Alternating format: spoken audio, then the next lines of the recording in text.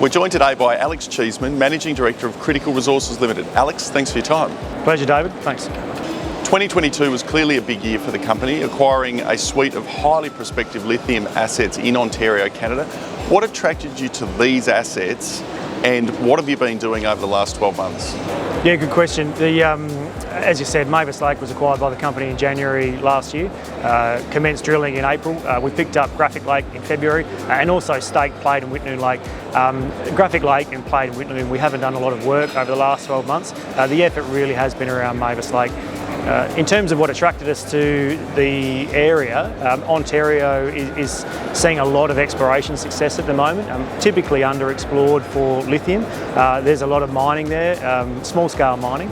So we just saw an opportunity with the work that had been done on the project previously to probably bring a bit of West Australian exploration rigour and structure and aggressiveness to that program. And we started drilling in April last year. We haven't stopped. We've got drill rigs spinning right now. So we've had fantastic results, and it's just a start, really. A key element to the development of any project is infrastructure. What's the infrastructure endowment like in the region? The region is good. For Mavis Lake and our project is exceptional. We're approximately 5 minutes drive from a town called Dryden, about 10,000 people. Dryden itself has primary, secondary schools. It's got a paper mill and industrial hub for the local area. So, we could get logistics support, maintenance support, accommodation. That is all available to us right now in this phase of the company's life. We see real cost benefits by being able to draw on Dryden, and we're not in a remote location. We're not paying for a remote camp. We're not flying people into far-flung places.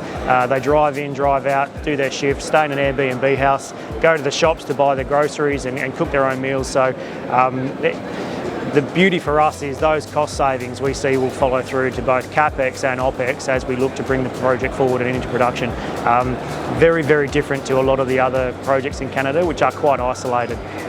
Obviously, a key thing is we have an immediate path to market as well. Access to the Trans-Canada Highway, the rail network. We can go east-west or south into the US.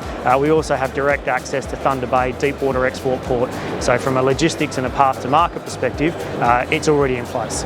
And the macro environment couldn't be any better, with both the Canadian and US governments putting a real focus on supporting strategic assets in country and providing that sovereign support.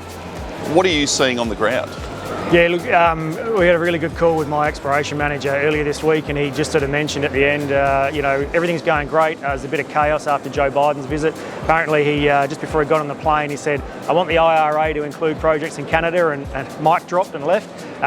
So everyone's still trying to figure out what that means in Canada, but 100% both the United States government and the Canadian governments are pushing big on building out their own localised supply chains to support electric vehicles and clean energy economy. So with the raw material project in Canada, naturally there will be some fantastic opportunities for us in both Canada and the United States to work with strategic partners. Interesting though, if I go back to that deep water port export opportunity at Thunder Bay, from my point of view, we can be global. We've got immediate access to global logistics networks. So to put a product on a ship and send it to the US, I've costed it. It's not much more expensive to send it to Europe. It is a bit more expensive to send it to China. Obviously, we need to think about that because that's where all of the world's conversion facilities that are in full production right now are actually located. Those industries will be built out in Canada and the US in time, I'm sure, but they're not there yet, but they're coming. And it also looks like your timelines are almost perfectly matching government timelines in North America as well. No, absolutely. We've got a scoping study underway for Mavis Lake at the moment. I'm expecting it'll look at a sort of a 27 sort of timeline for production and construction and production, give or take some a few months. But as I mentioned, the industry that's building out in the US does need time and investment to catch up. We're going to move the project forward as quickly as we can, but still very diligently. We make sure we don't trip up over ourselves.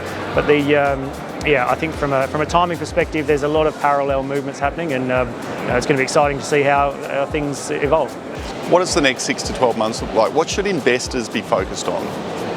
So the next 6 to 12 months look sort of similar to probably the last 6 months since I've come into the role. So we'll continue drilling. We're not going to stop. We will release to the market a maiden mineral resource estimate. The scoping study will come out. But the drilling will continue to build on the resource. So we're treating it very much as a first line in the sand, and then we'll look to grow the resource in time with subsequent resource upgrades.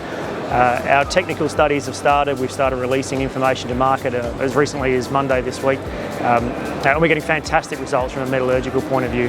So the next step will be to take those studies off the back of the scoping study and start looking at pre-feasibility level studies. So really getting into the nuts and bolts and starting to look at how we design and ultimately build and bring this thing into production. So there's plenty of news flow from the exploration side, plenty of news flow from the technical side and the development side.